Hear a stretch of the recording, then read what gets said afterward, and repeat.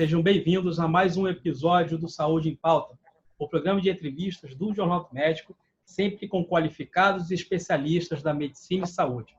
No programa de hoje, nós iremos falar sobre ortopedia e os desafios da especialidade. Para poder falar sobre esse assunto, nós estamos recebendo o Dr. Gleidson Godinho, ele que é o presidente da SBOT, Sociedade Brasileira de Ortopedia e Traumatologia. Doutor, seja muito bem-vindo e obrigado por aceitar o nosso convite. Boa tarde, eu que agradeço ao corpo editorial do Jornal do Médico, em especial a você, pela oportunidade dessa entrevista. Maravilha, muito obrigado. Presidente, a pandemia da Covid, naturalmente, claro, ela trouxe inúmeros desafios na medicina e na saúde.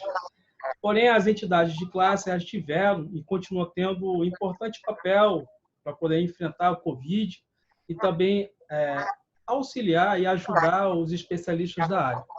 Como a SBOT ela tem atuado nesse cenário da pandemia em auxiliar os ortopedistas e traumatologistas?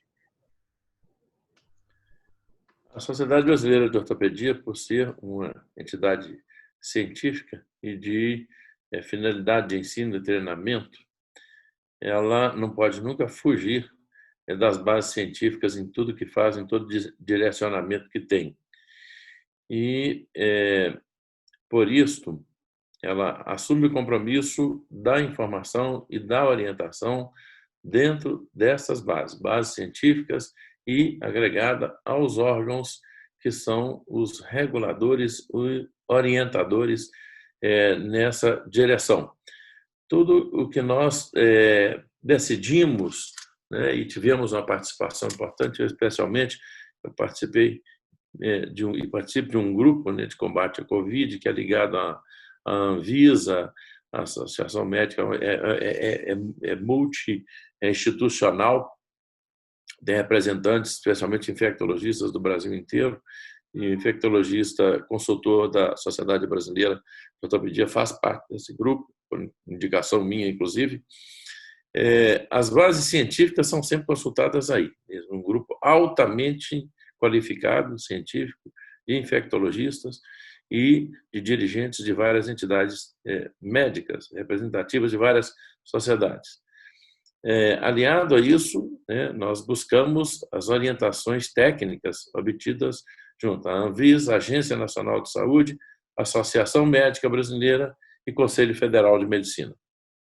Então, são regulamentações absolutamente científicas, embasadas cientificamente e que procuram sair de qualquer outro viés que não seja a informação adequada e responsável, porque tem o carimbo e o norte de uma instituição científica ligada ao ensino e treinamento e à defesa profissional.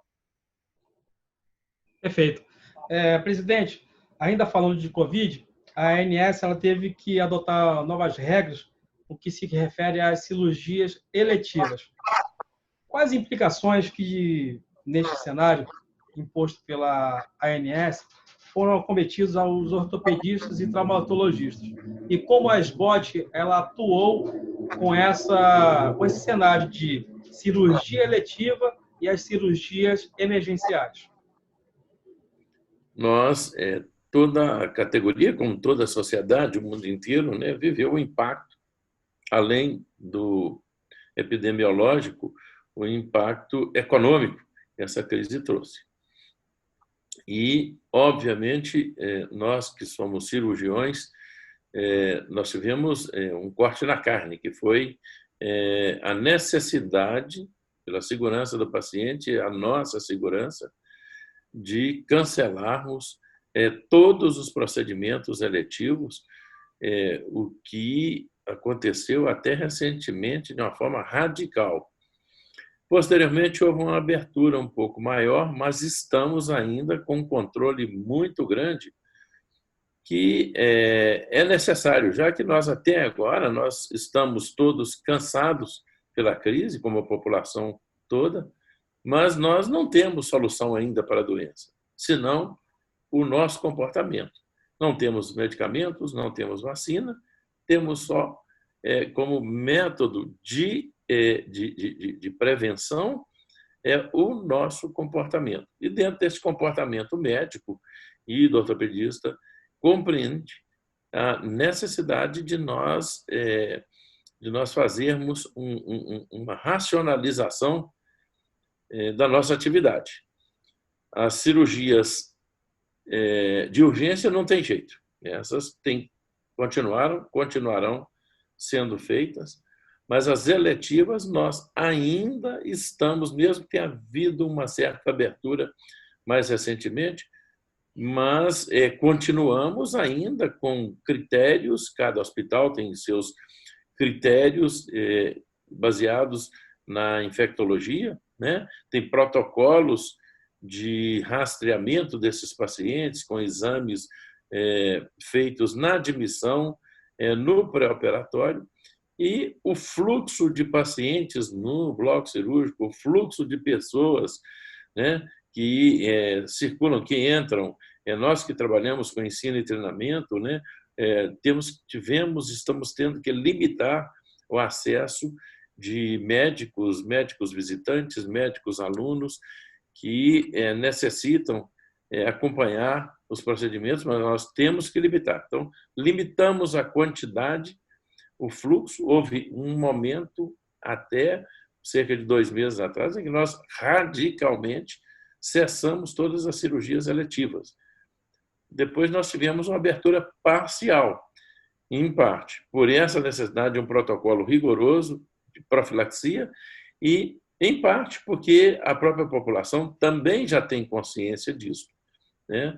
Isso reflete também, nós também tomamos medidas de uma redução maior no número de consultas, no número de pessoas nos hospitais, nas clínicas, nos consultórios, diminuindo, né, o trânsito de pessoas, e isso, obviamente, também causou uma redução no número de pessoas candidatas a procedimentos seletivos, pela própria conscientização também da população, e nós continuamos sempre orientando os pacientes, deixando muito claro que os procedimentos seletivos têm, neste momento, um risco maior, que é relativo ao COVID. Em todo paciente que interna, é regulamentar, né, o paciente assinar um termo, né, de consentimento, em que ele, isso é norma em qualquer cirurgia, em que ele se diz conhecedor e que foi esclarecido a ele todos os riscos, os limites dos procedimentos, e etc. Tudo que é inerente ao procedimento médico. Mas agora foi incluído obrigatoriamente o conhecimento por parte do paciente de que a COVID aumentou o risco, e o risco é aumentado em pacientes submetidos a cirurgias. Então, tudo isso, toda essa série de critérios adotados, né, deixa o paciente mais temeroso, e nós, necessariamente, também temos que caminhar absolutamente em cima do rigor na proteção ao paciente. O nosso fim, né, é a saúde do paciente. E, especialmente numa situação dessa, ela se torna mais ainda necessária. Perfeito, presidente. Ótimos esclarecimentos. Uma curiosidade, presidente. A COVID-19, ela traz alguma sequela musculoesquelética? Olha, essa é uma doença que a cada dia conhece mais sobre ela, né? O primeiro impacto foi do aparelho respiratório, que continua sendo, né, o sinal de alerta mais claro, mais evidente, mas logo em seguida descobriu-se o acometimento cardiovascular, renal, né, neurológico. Então, a sequela neurológica sobre o aparelho musculoesquelético é evidente, né? A debilidade que causa, a limitação que causa, e nós não sabemos sequer qual que será a extensão futura disso. De imediato, o relato do que o paciente sente que é uma grande limitação funcional, uma fraqueza generalizada, ainda não detectou-se um acometimento osteoarticular, muscular, por lesões anatômicas, mas um déficit funcional temporário, às vezes prolongado, que nós vemos com frequência os pacientes nas cadeiras de roda e etc., saindo de hospitais, não é só pelo acometimento respiratório, não. É porque dá uma fraqueza muscular generalizada intensa, muito intensa, às vezes, de recuperação lenta, que necessita de fisioterapia e etc. Então, isso é o que nós sabemos agora. O que nós sabemos de tudo dessa doença é o agora. Tudo que sabemos dessa doença é memória fotográfica. Nós não temos passado e o futuro vai dizer o que vai sobrar, o que ela vai deixar, né? Em cada geração, né? Nos jovens, nos adultos, nos idosos, né? Nós ainda vamos saber. Tomara que as sequelas sejam mínimas.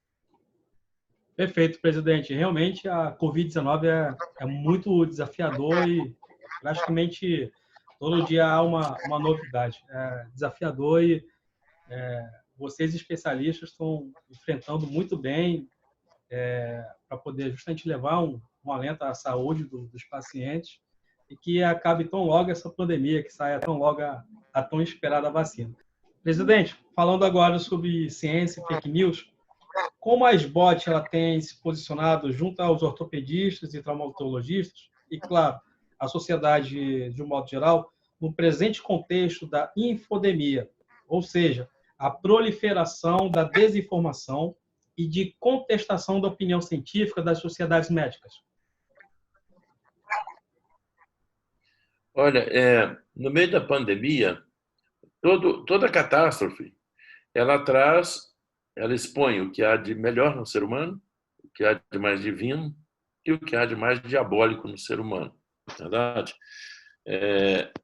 E não foi diferente nessa pandemia, né? Surgiram e continuam surgindo atitudes bonitas, ao mesmo tempo é triste, é vergonhoso como ser humano nós vemos o oportunismo diante de uma crise tão difícil, diante de tantas mortes, de tanto sofrimento, de tanta dor, diante de tanta angústia, né? Então, é muito triste a gente ver esse comportamento humano dessa maneira. E aí, no meio de tudo isso, as fake news, né, são uma ponta muito importante, ou uma parte muito importante desta crueldade, né, a disseminação da notícia falsa. E, assim como é extremamente maldoso a politização em todas as direções de uma situação tão triste, tão difícil para a humanidade. Politização de qualquer direção, de qualquer lado, ela não poderia ter lugar no momento desse. Nós estamos falando de vida e morte, né? E as pessoas estão usando de uma forma politizada. E nisso aqui vão vários setores, inclusive a mídia, né? Que tem assumido atitudes políticas no meio disso. É triste, é cruel isso. E qual o comportamento que nós temos que ter, né? Mais uma vez, como entidade científica, uma entidade que, como a SBOT, é extremamente séria, um compromisso de apoio à população, de apoio ao médico, com mais de 80 anos de história. Eu estou falando da nossa sociedade, que é uma das 4 maiores sociedades de ortopedia do mundo. Então, a responsabilidade que recai sobre nós é muito grande, muito grande. E nós temos que andar com muita cautela, com muita segurança sobre um terreno, né, pantanoso, que é esse do momento de tantos conflitos, tantos oportunismos, tanta desinformação. Então, onde é que nós temos que ser rigorosamente fiéis àquilo que nós vivemos, que é a medicina, que é a ciência? É seguir o conceito científico. Jamais aceitar a informação vinda de qualquer que seja a fonte que não seja a absolutamente científica. Só deixar a opinião embasada na ciência. Deixar um comportamento expresso, guia de comportamento que tenha base científica e expor as nossas dúvidas com base nas dúvidas da ciência, jamais na opinião vulgarizada, muitas vezes, de forma laica. Perfeito, presidente. A nossa opinião vem das fontes da ciência. A nossa orientação segue as regras da ciência, com rigor da ciência, balizada pela ética e pela moral. Perfeito, presidente. Boa colocação. E é importante ressaltar, o público que nos assiste, que as entidades científicas elas são constituídas pelos principais professores, pelos principais especialistas que estão constantemente em atualização científica, estão estudando diariamente assuntos da ciência e, claro, há sim um respeito e um crédito incontestado a ser concedido às entidades científicas. Isso aí tem que ser respeitado sempre e é uma boa colocação que o presidente faz em relação a esse tema. Presidente, num cenário, digamos, de uma pós-pandemia, como é que a SBOT ela visualiza a possibilidade da legalização de uma maneira efetiva da telemedicina? Nós sabemos que a telemedicina ela foi autorizada em caráter excepcional por conta da pandemia de Covid-19. Como é que a SBOT ela visualiza essa possibilidade? Bem, a telemedicina vem sendo debatida aqui no seio da nossa comunidade já há mais de um ano. E quando discutíamos o espaço que teria, qual seria a forma e a força e a utilidade da telemedicina, nós já temíamos, como sempre temos que temer, né, o uso inadequado, meramente comercial dos recursos da telemedicina. Telemedicina não é uma outra medicina, ela é um recurso. Ela é um recurso. E ela tem que ser balizada rigorosamente pelos mesmos critérios da ética, do sigilo e da relação médico-paciente. Isso não se muda em medicina. Isso não se muda na relação entre o médico e o paciente. A relação não pode ser entre o médico e a máquina, o doente e a máquina. A máquina pode ser o intermediário, facilitador dessa atenção. Então, o que a Sociedade Brasileira de Ortopedia e Traumatologia e a Associação Médica Brasileira e o Conselho Federal de Medicina defendem? Mais uma vez, o nosso alinhamento é com as entidades médicas. Defendemos que telemedicina implica na presença de um médico numa ponta e o paciente na outra ponta do sistema. Ela pode ser útil em várias circunstâncias, né? Numa sequência de orientação ao paciente, especialmente num país de dimensões continentais como a nossa, ela pode ser muito útil para orientações aos médicos em atendimentos em locais longínquos do país, locais de difícil acesso, onde não se tem um especialista por perto. O especialista pode ser contactado pelo médico local e o contato médico-médico facilitar para o paciente. Isso é uma forma de levar recurso rápido e de qualidade a um paciente que está em um local onde o acesso é difícil, onde a mobilidade do paciente é muito limitada. Então, telemedicina dentro desse conceito é extremamente útil, especialmente dentro do SUS, do sistema SUS, que é um sistema absolutamente democrático. Ele atinge todo o país. E se dentro do sistema SUS nós pudermos utilizar a telemedicina como meio de orientação, portanto, né, aos locais, especialmente aos locais mais distantes do país, no apoio do médico ao médico, na assistência, na triagem, na orientação, ela será extremamente útil. Mas se ela for apenas um objeto comercial, como nós estamos assistindo, planos de saúde que nós tivemos um primeiro contato para ouvirmos falando de telemedicina no ano passado, e no dia seguinte já apareciam planos de saúde e hospitais já vendendo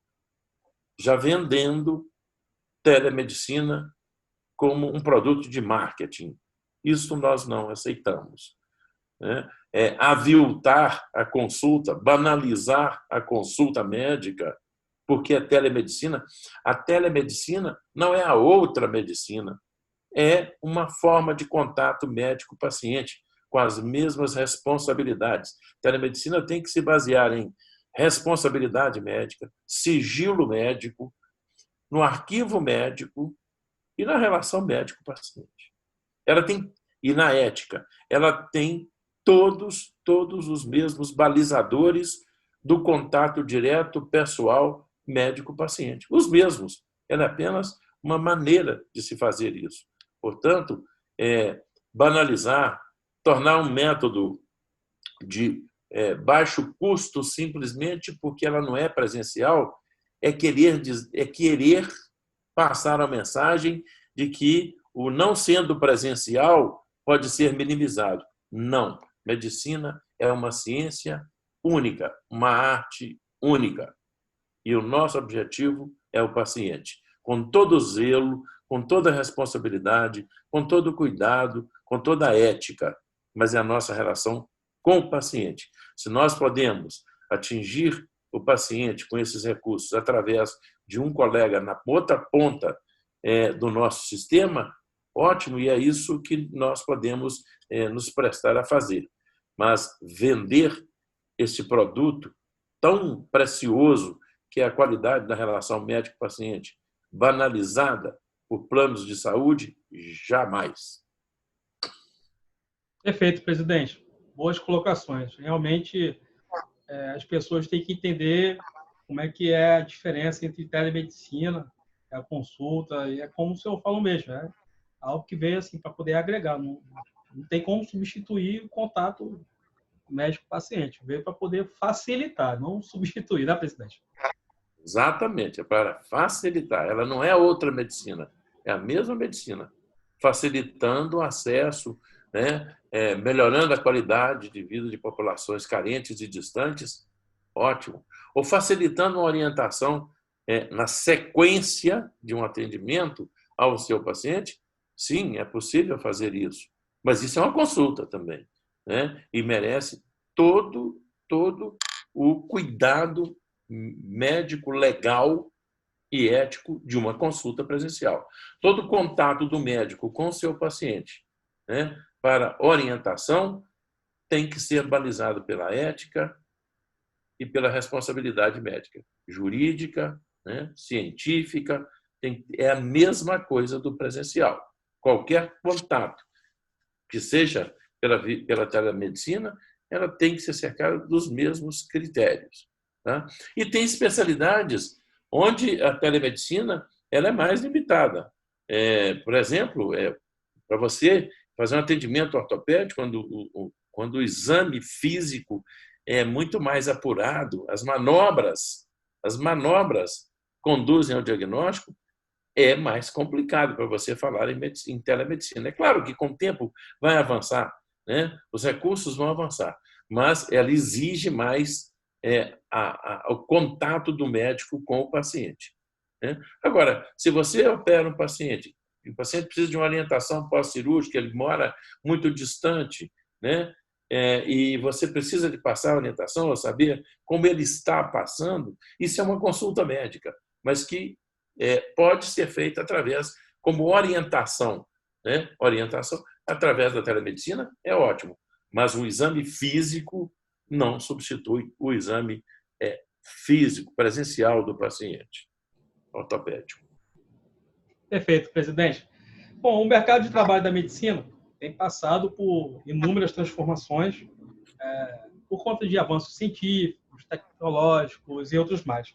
Como a SBOT tem visualizado o cenário do mercado de trabalho para os ortopedistas e traumatologistas, tanto no serviço público quanto no serviço suplementar? visto que a ortopedia está entre umas 10 especialidades mais inscritas no Conselho Federal de Medicina. Ok.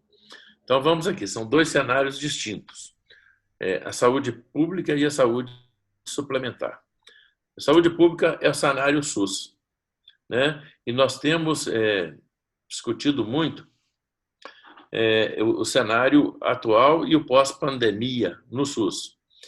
Vamos lembrar aqui que nós médicos nunca tivemos uma representação da nossa categoria dentro do Legislativo Nacional. Nunca tivemos. Nós temos dezenas de médicos, deputados, senadores, temos governadores, vereadores, deputados estaduais, um monte. Mas nós nunca tivemos uma bancada médica. E hoje nós temos. E a organização, a criação dessa bancada partiu da ortopedia e da SBOT, porque dentro dela nós temos dois ícones médicos. Nós temos o governador de Goiás, Ronaldo Caiado, e nós temos o ex-ministro da Saúde, Luiz Henrique Mandetta.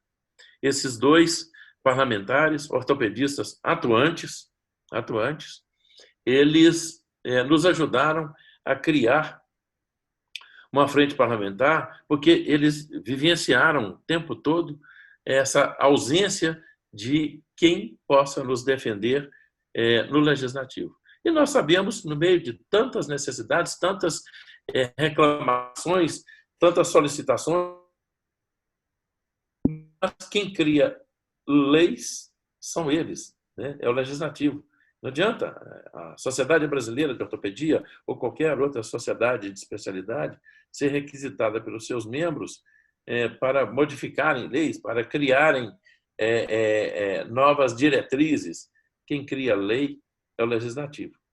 Então, foi difícil acordar o médico, mas foi necessário e nós acordamos e criamos a Frente Parlamentar da Medicina. Foi um grande avanço, a partir da grande colaboração e da ideia do governador Ronaldo Caiado e do ex-ministro Luiz Henrique Mandetta. Nós agregamos hoje, contamos com um número significativo de mais de 20 deputados federais que constituem a bancada da medicina, que é dirigida pelo deputado federal, doutor Irã, que é de Roraima, tem o deputado Luizinho, do Rio de Janeiro, tem o deputado Zacarias Calil, de Goiás. São figuras incríveis. Esses, liderando, entre outros aqui, não ser injusto a gente citar alguns só, mas é uma frente que tem batalhado intensamente em prol da medicina. E não há como falar em prol da medicina ou do médico se nós não entendemos que nós estamos falando de melhor qualidade de atendimento ao doente, né? A consequência é o doente, é a qualidade de atendimento ao doente. E uma das grandes lutas que esses batalhadores, eu citei esses deputados aqui, a nossa frente parlamentar todinha, ela é constituída de médicos, tem uma deputada federal que é enfermeira, são pessoas que batalharam a vida inteira e batalham ainda dentro do serviço público. Eu vou te citar um exemplo, o deputado Zacarias Calil, de Goiás, que é candidato, inclusive, a Prêmio Nobel de Medicina pela vasta realização dele em cirurgia absolutamente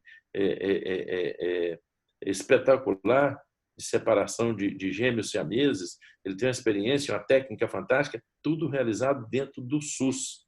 É um trabalho maravilhoso, reconhecido mundialmente, e ele agora, inclusive, é candidato ao Nobel de Medicina, né? Ele é um dos candidatos. Então, esse deputado ele trabalha intensamente em defesa da medicina. Esse grupo todo trabalha intensamente. Então, qual é o problema dentro do cenário da saúde pública?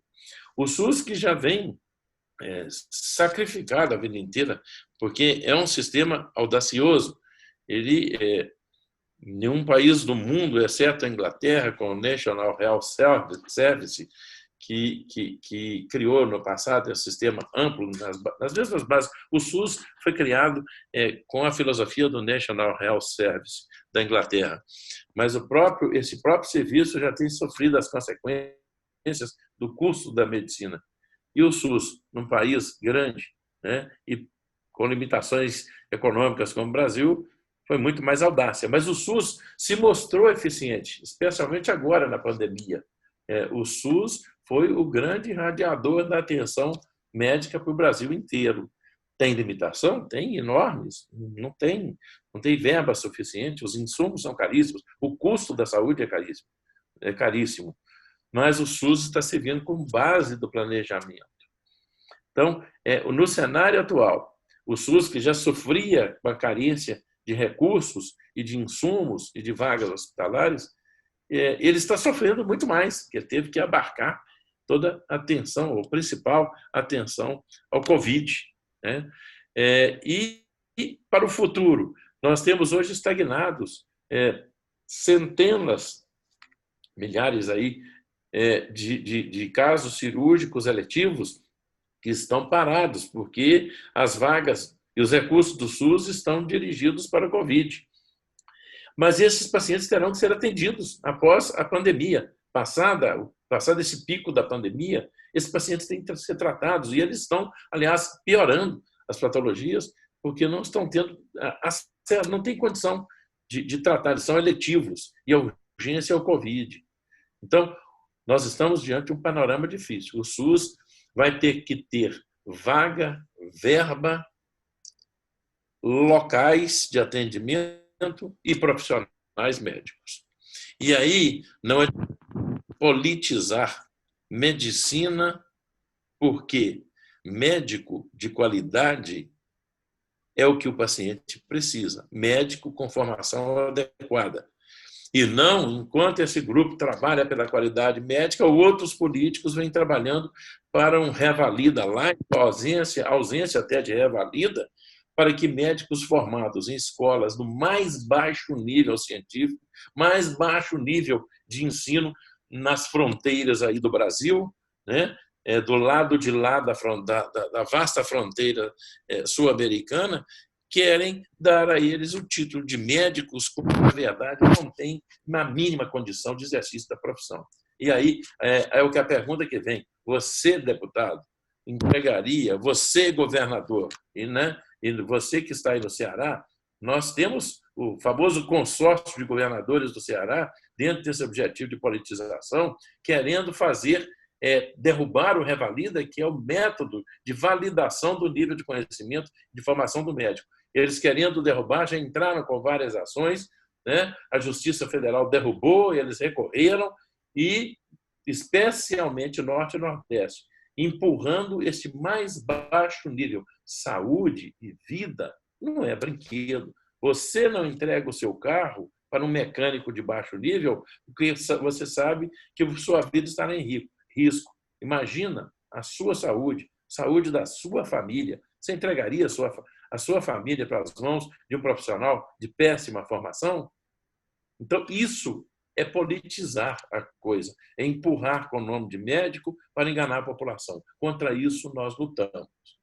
E a Frente Parlamentar luta contra isso. E nós temos a preocupação. O SUS tem que persistir, ele vai ter que resolver o problema dessa estagnação que está tendo, desse contingente enorme de pacientes a serem tratados, e mais aqueles que são do dia a dia, da necessidade de atendimento de saúde pública. Mas nós precisamos de médicos de qualidade e não médico de terceira categoria. Eu não quero um mecânico de terceira categoria para o meu carro.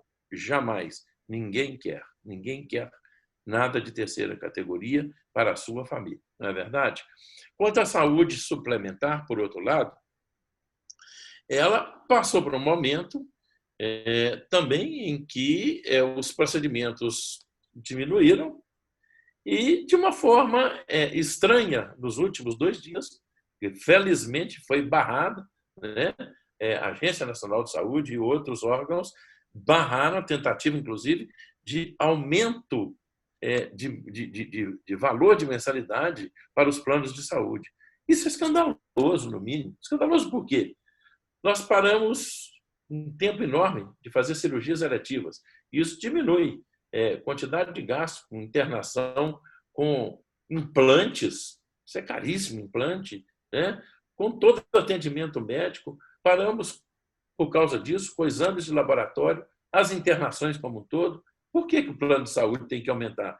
Ele continuou com um contingente enorme, né, de clientes pagando mensalmente, e a pandemia aumentou ainda mais o medo da população de se tornar doente e não ter para onde ir, e sabendo das dificuldades do sistema público, de ter que recorrer ao sistema privado da saúde suplementar. Então, a saúde suplementar não perdeu o cliente assim, não. Perdeu por causa do desemprego, mas não foi na mesma dimensão do que ela acumulou na sua economia pela ausência de procedimentos. A urgência diminuiu sim, porque diminuiu o trânsito, porque diminuiu o fluxo de pessoas. As cirurgias eletivas estiveram a zero e até hoje estão extremamente reduzidas. Então, o custo de atendimento da medicina suplementar, ele diminuiu, e o ganho dos planos de saúde permaneceu lá nas nuvens, como sabemos. Então, não é essa justificativa. O que a saúde suplementar tem que cuidar é de dar também assistência de qualidade à população que depende dela. E ela tem que abrir espaços para médicos de qualidade, tem que abrir espaços para atendimentos de qualidade e não limitar atendimento. Perfeito, presidente. Colocações bem pertinentes. Queria falar com o senhor agora a respeito um pouco sobre a evolução da ortopedia, né? Surgimento de células-tronco, próteses de cerâmica, transporte ósseos, dentre outras mais, né? Que, eventualmente, claro, ajudam na reabilitação dos pacientes, na cura também. Como é que a SBOT tem observado essa evolução, né, na ortopedia e na traumatologia? E, além dessa reflexão sobre a evolução, o que é ainda desafiador para a especialidade, presidente? O maior desafio, não só para a ortopedia, mas para a medicina, né, para a saúde, é o custo. Saúde custa caro, tratamento custa caro, prática médica de qualidade custa caro. Eu te falei nesta hora do Sistema Nacional da Inglaterra, que está sofrendo, como o mundo inteiro, o sistema público sofre pelos custos da medicina. A medicina tem um progresso constante. Você citou aí as próteses. Cada dia você tem próteses mais anatômicas, de durabilidade maior, de função melhor para o paciente. Você tem mais recursos de substituições articulares, ósseas, né? Tudo isso, mas isso tem custo, e o custo é alto. Então, o problema a base, a maior dificuldade é quanto custa a medicina. A evolução de células-tronco, como você falou, isso ainda é um caminho. Mais uma vez, não se pode falar disso com a mesma fáscias do marketing. Isso é uma área ainda em desenvolvimento, tá? Ainda em desenvolvimento.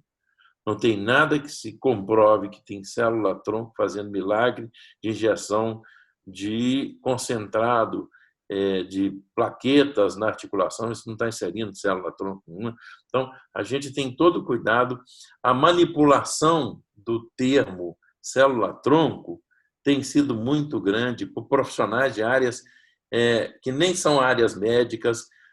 Outra vez, mais uma vez, né? Quando existe o avanço científico, existe também o avanço comercial. Os olhos do comercial brilham na hora que você fala em qualquer avanço científico.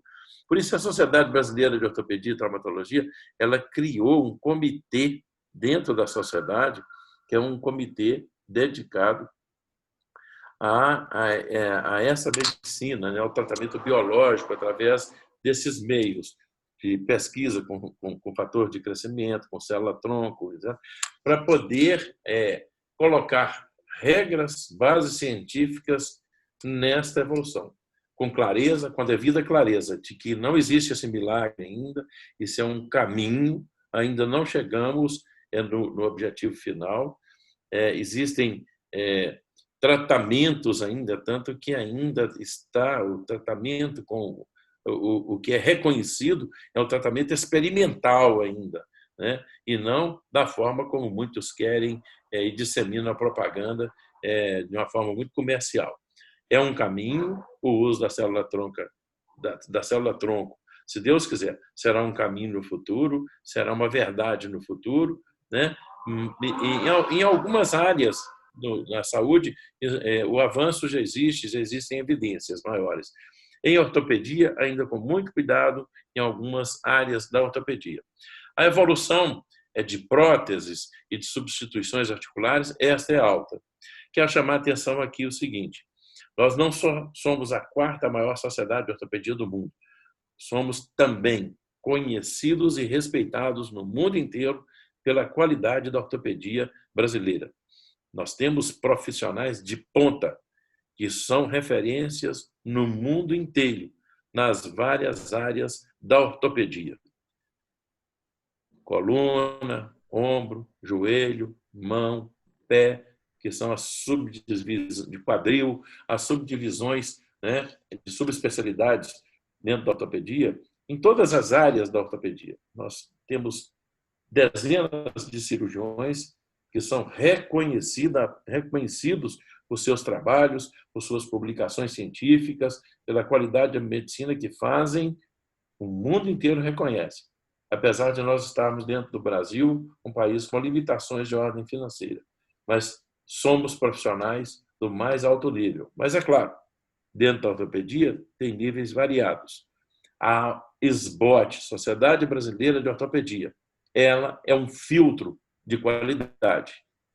Para ser membro dessa sociedade, o médico tem que fazer uma residência de 3 anos, que nós estamos começando a evoluir para 4 anos, como consequência do progresso da medicina, do conhecimento, esse incremento de materiais, nessa evolução toda. Ele faz uma residência de 3 anos, e depois ele tem que se submeter a um rigorosíssimo exame de suficiência, em que ele prova que tem conhecimento teórico, prático, para poder exercer a especialidade. Esse concurso é absolutamente rigoroso, é padrão, ele todo ano é realizado e vem observadores de vários países do mundo, porque ele é referência mundial, pelo rigor com que é feito. Só depois que o médico passou pela residência, que também, durante todo o tempo dela, desses 3 anos, ela, primeiro, para ser reconhecida como residência SBOT, ela tem que obedecer a uma série de critérios técnicos e científicos. Depois de reconhecido, o residente é testado durante todo o tempo de treinamento, na proficiência, no seu nível de conhecimento teórico e prático. Depois ele tem que fazer essa prova, que é uma prova durante 3 dias, ele é submetido a esse teste. Se aprovado, aí ele recebe um título da Sociedade Brasileira de Ortopedia e Traumatologia.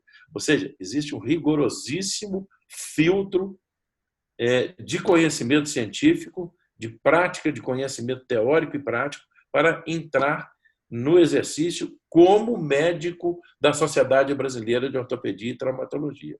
E, posteriormente, durante toda a sua vida, a Sociedade Brasileira de Ortopedia e Traumatologia, ela mantém um suporte técnico-científico para todos os seus ortopedistas. Um congresso anual que é fantástico, produções científicas, revistas médicas, a Revista Brasileira de Ortopedia, que hoje é citada em todo o mundo, né? Professores do mais alto nível, dezenas de cursos de reciclagem, de aperfeiçoamento, e que, por exemplo, nem agora com a pandemia, pelo contrário, nós temos dezenas de cursos. Daqui a pouco mesmo eu vou fazer a abertura de mais um curso. Ontem eu participei de 2 cursos à noite, e assim são centenas de cursos temos uma comissão de ensino e treinamento que organiza todo o treinamento e esse teste de especialização, uma comissão de educação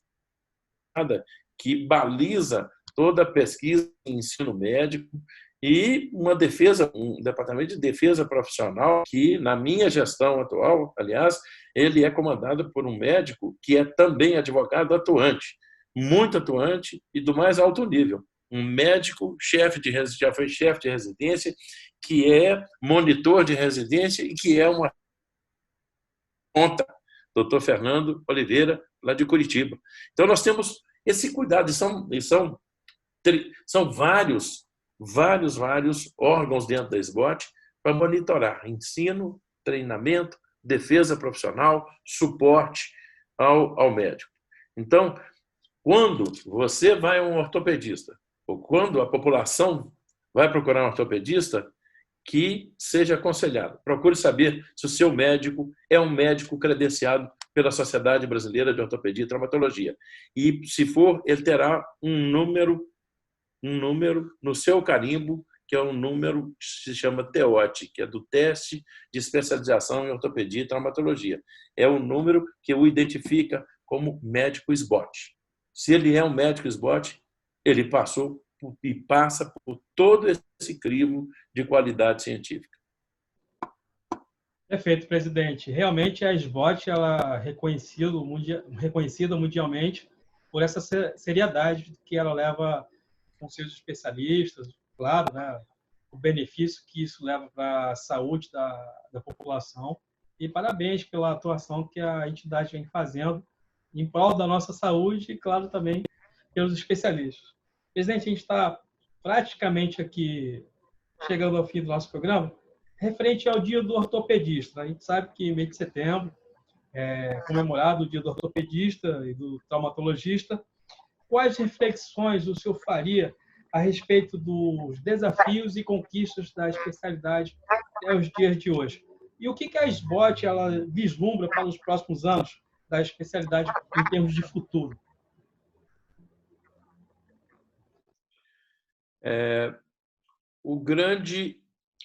Nosso grande orgulho é de termos enfrentado toda a existência da SBOT, várias fases por que passou o país, várias fases por que passou a humanidade, e ela sempre cresceu obedecendo rigorosamente as suas bases filosóficas, a sua base científica.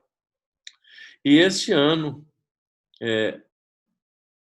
para meu orgulho, eu represento esses mais de 15 mil ortopedistas filiados à SBOT, esta quarta maior sociedade de ortopedia do mundo, e sobre os meus ombros caiu a pandemia.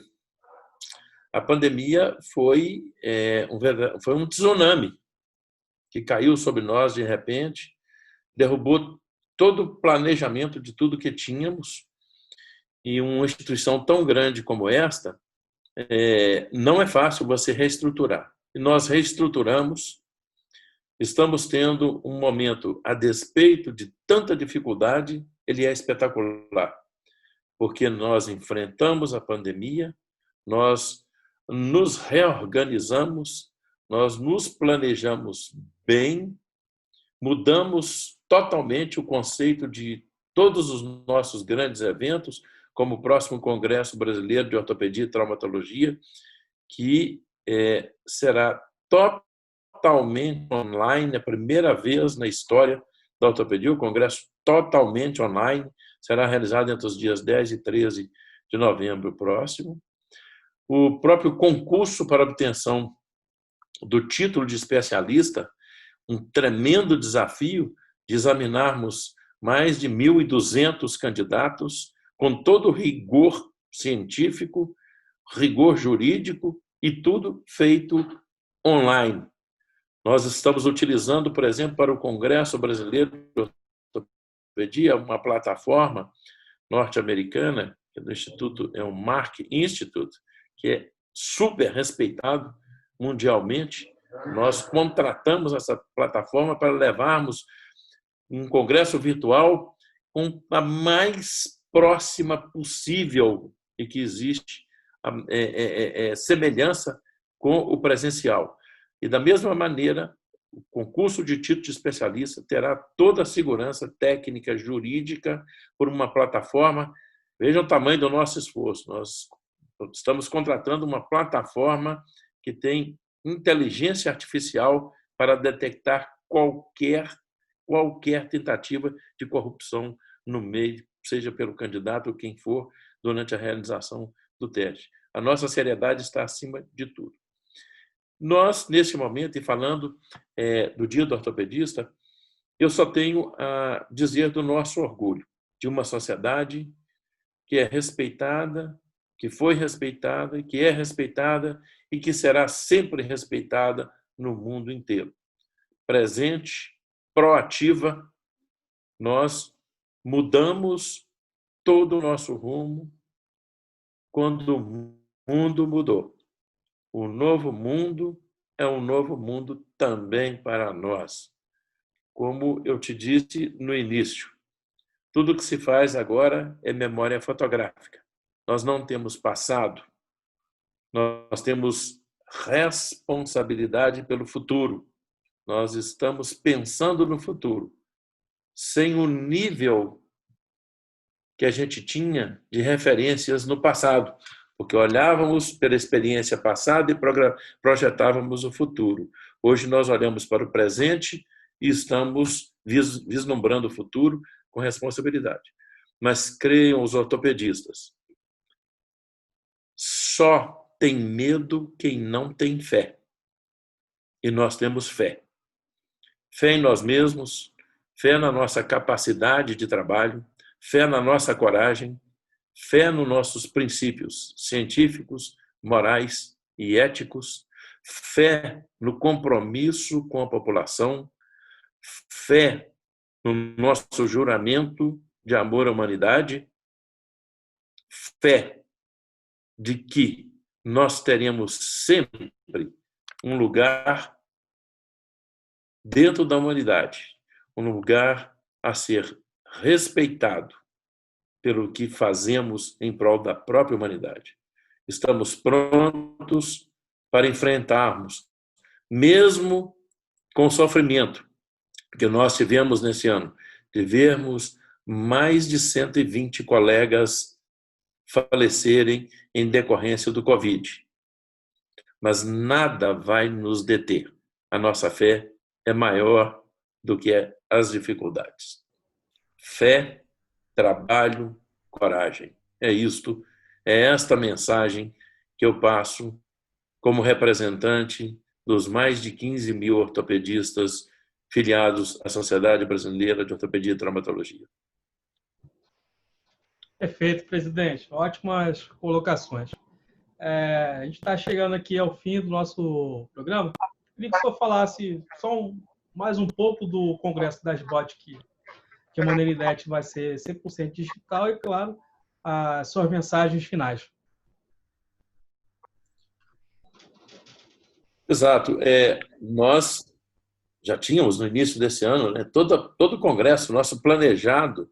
Em março já tínhamos um planejamento, que é um congresso muito grande, né? É um congresso que habitualmente ele reúne em torno de 4.000 especialistas em cidades distintas do Brasil. Já tínhamos um contrato com o Centro de Convenções de Florianópolis, tudo organizado, né, na fase adiantada de organização, que a gente tem que fazer um planejamento que começa antes, bem antes, e de repente tivemos que cancelar tudo, mas não deixarmos de realizar o Congresso. E aí foi muito importante o apoio de todos, o apoio de toda a diretoria da Sociedade Brasileira de Ortopedia, para que nós encarássemos de frente a dificuldade e nos reprogramássemos. E aí nasceu a ideia, vamos fazer um congresso totalmente online. Veja você que o congresso da Academia Norte-Americana de Ortopedia, que é o maior do mundo, ele cancelou, logo antes de nós, cancelou o congresso que teria este ano e ficou sem fazer o deles. E só depois de nós decidimos o nosso totalmente online é que veio um comunicado da Academia Americana que ela também resolveu fazer. Nessa semana, no início dessa semana, nós recebemos também um comunicado que a Academia Argentina também vai fazer aí uma série de outros, mas nós somos absolutamente proativos no mundo. A primeira sociedade de especialidade nacional de especialidade de ortopedia a fazer o congresso totalmente online foi a brasileira. Nós estabelecemos tudo, e isto é um congresso totalmente diferente. Nós reunimos as várias subespecialidades da ortopedia, criamos toda uma grade científica híbrida de interesses comuns, e isso atraiu muito a atenção de todos da ortopedia. Eu consegui aglutinar todos os representantes de todos os segmentos da ortopedia. A organização científica é inteiramente nova, muito atraente, diferente, né? E nós vamos fazer um grande congresso virtual, mas com 3 salas diferentes, onde o congressista terá acesso no computador dele, ele pode visitar estandes das empresas que estarão patrocinando, ele interage com o representante da empresa, ele quer ver uma prótese, por exemplo, ele fala, eu quero ver uma prótese de ombro e tal, ele vai ver, a prótese vai ser apresentada para ele, ele vai tirar todas as dúvidas, ele vai interagir, ter conhecimento, ele pode sair dali, ele vai acompanhando no computador, ele entra na sala que tem a apresentação de um tema de interesse para ele, ele sai e entra na outra sala, e salas simultâneas, e nós vamos ter o controle de todo o fluxo de pessoas nas salas. É uma coisa espetacular. Ao mesmo tempo, as atividades satélites, né, vários eventos satélites, assembleias, né, votações, tudo isso. E eu estou, inclusive, junto com a organização do Congresso, o presidente é o Dr. Renato Amorim, de Santa Catarina, o diretor científico, o presidente da comissão científica é o Dr. Arnaldo Hernandes, de São Paulo, da USP de São Paulo. São pessoas maravilhosas, e toda uma comissão muito grande, comissão de tecnologia da informação, Dr. Leonardo Antunes, meu colega aqui de Belo Horizonte. Então, é um grupo trabalhando ferrenhamente pelo Congresso, apaixonadamente. E toda a diretoria da sociedade, todos os diretores dos vários órgãos, todo mundo de braços dados, parece que todo mundo, de repente, apaixonou-se pela ideia. Vai ser um congresso maravilhoso, não tem dúvida, ousado até em criar happy hour após cada dia do congresso, com meia hora de apresentação de bandas que são formadas por ortopedistas artistas. E isso vai ser uma coisa fantástica no congresso e absolutamente diferente. Quer dizer, vai ter do mesmo jeito do presencial, ciência, o varal, vai ter de tudo. A interação entre as pessoas, a interação com as empresas, vai ser realmente, nós estamos muito empolgados com esse congresso.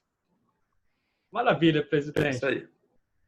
Realmente, o Congresso da SBOT é conhecido pela sua grandiosidade e não poderia ser diferente neste novo formato, 100% digital, podendo ser até, pelo número de inscritos, está sendo bem mais amplo do que as edições anteriores.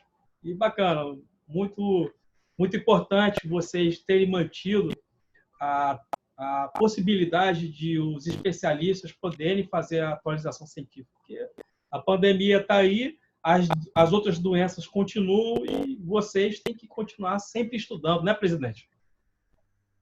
Com certeza. Estudando, maravilha, trabalhando, coragem, como eu sempre digo, coragem e fé. Temos que ser fortes do que a crise. Muito bem. Ótimas colocações, presidente. Muito obrigado. Obrigado.